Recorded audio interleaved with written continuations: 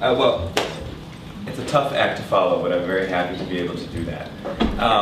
Some of you I met 2 years ago when I was the director of the DevInfo support group, and I was here for my first CSF board meeting.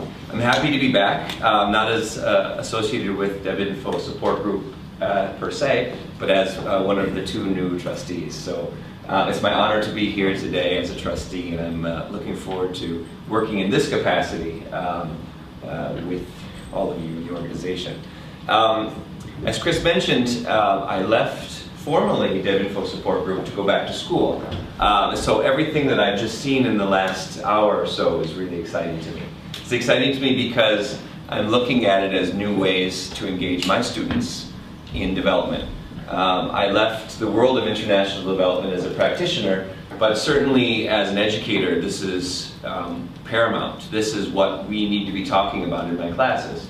I'm working now in an international school in Bangkok, teaching what we call humanities, social studies, development, geography, and all of the things that we've been looking at the last few minutes. So DevInfo 7 came out, and it's the first thing I want to show my students. Not to tell them what's going on in the world, but let them have it. Let them learn about development themselves and create something, hopefully solutions to these issues that we face. So it's exciting. The games, the apps, and everything that's happening is fantastic. So I'm glad to be back. I'm glad to be a part of the organization in this way.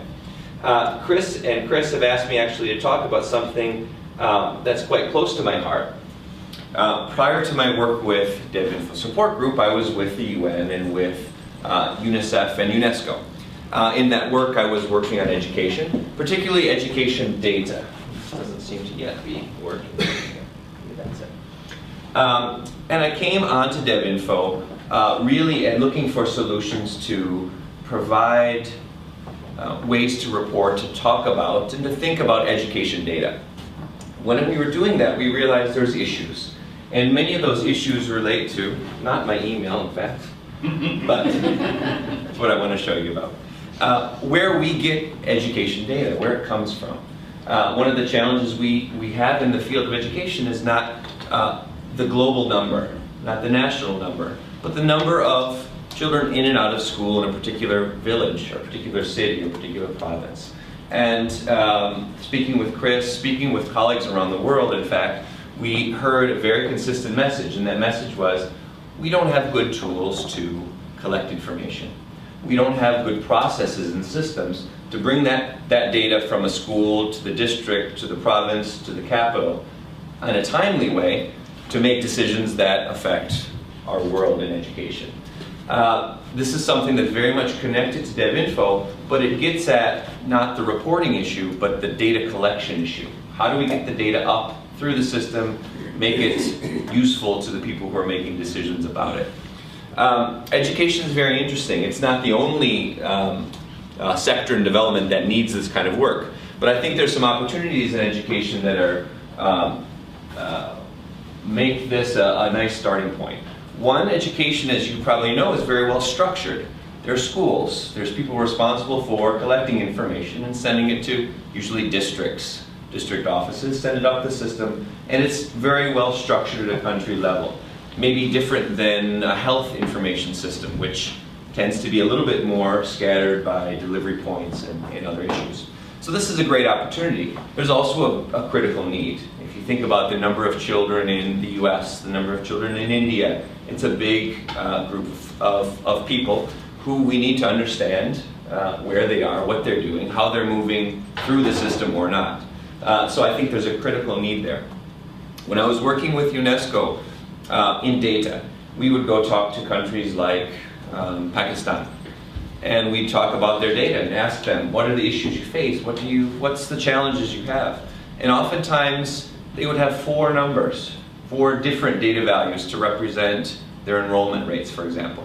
And they would say very honestly, we don't know which number to trust. We have 4 different sources of data, 4 different calculations. Our system doesn't give us what we need. So what was the system? Stacks of photocopied forms that someone in a school would fill out, pass them up to someone in a district who would collect and collate and bring together, And 2 years later, that data would be in Islamabad, calculated. There'd be one number, and it didn't really help anyone up and down the system. The provincial planners couldn't do anything with the data. They never got it back. The district planners never saw their information again. It was that one-way stream of information. Photocopies like this times 10,000 schools or 50,000 schools, you can imagine. So this is a very exciting initiative that has blossomed from some work in DevInfo, I think, but it's very different from DevInfo. It's a chance to provide a tool that is very much an education management system to begin to help countries collect information and bring it up and give it to the people who need to make decisions with it through that process. It's called OpenEMIS. The EMIS is the Education Management Information System. And the open very much relates to how the system will be provided. Free, open source, as DevInfo, something that's not being sold on the market but given. Open in the sense that it can be adapted, it can be customized, it can be tailored to particular countries. So I think it's a very exciting initiative that's being coupled with DevInfo in very important ways, but it is very different. A couple of things that I wanted to just highlight here, and I'll also show you a very short video. One is that this is a system that's being endorsed by UNESCO. UNESCO, in terms of education development, has the mandate to very much support education development around the world. So to have an endorsement from UNESCO, I think, is a fantastic achievement by CSF. It means that as a minister may compare different systems, they see that stamp of approval, and I think that will go a long way in terms of getting this, this tool in place and being used. So this is, I think, a very important one. It's integrated with DevInfo in that once data is in the system, DevInfo technology can be used to disseminate data, to visualize data, as Chris have shown. So those wonderful maps can be applied here, but all the way up and down the system as it's needed. At the district level, you can look at where your schools are located. At the provincial level, you can see where there's pockets of inequities, where we need to make decisions to take action. So I think that in that regard, this is a great synergetic opportunity to build on what we've done with DevInfo, but to really fill a very important need in the education system to help build better data collecting systems and better reporting systems. So I won't say much more than that. I want to show about a 2-minute video that was produced again by our team. I think perhaps also by a fantastic intern who came to CSF and did great work and left us with, amongst other things, this video on OpenEMIS. As it starts, I'll tell you, this initiative is being run out of the office in Singapore, but of course it's a collaborative project with many.